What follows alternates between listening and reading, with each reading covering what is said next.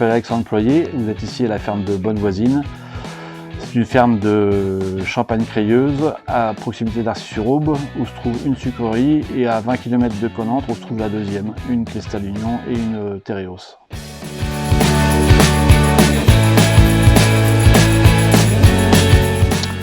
Ici on cultive des betteraves depuis une cinquantaine d'années et il y a 5 ou 6 ans, j'ai décidé d'arrêter le colza qui était très compliqué à produire. Et par le fait, j'ai augmenté ma solde de betterave. J'ai remplacé le colza par des betteraves. J'ai des rotations qui étaient à 4 ans auparavant, qui sont passées à 3. Et puis on a aussi réimplanté de la luzerne, ce qui a fait que dans certains cas, pour 25 ou 30% de ma solde, j'ai des rotations à 2 ans. Et là, je me suis franchement posé la question d'essayer des variétés anti-nématodes.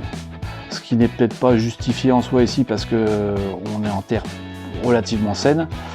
Mais bon, ça avait le mérite d'essayer une génétique qui était un peu plus élaborée. J'ai semé de la Navella en 2018 pour la première fois, l'année favorable aux betteraves, donc j'ai fait 115 tonnes. Et cette année, qui est beaucoup plus problématique, on vient de récolter une partie d'une parcelle de la Navella, et on arrive quand même à sortir 89 tonnes de betteraves à 16, du fait qu'on a eu du 17,80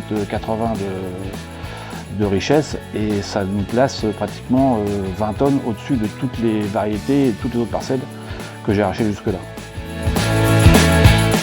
Ensuite, outre l'effet nématode, c'est qu'on a quand même des années de plus en plus atypiques au niveau climatique et j'ai quand même l'impression que ces variétés double tolérantes ont aussi une meilleure, je ne vais pas dire résistance, mais tolérance au stress hydrique. On a toujours de meilleurs résultats avec une pluviométrie identique avec ces variétés double tolérantes qu'avec les autres.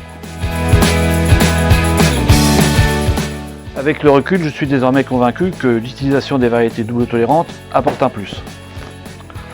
Pour mes prochains enveloppements, j'augmenterai certainement la surface de ces variétés.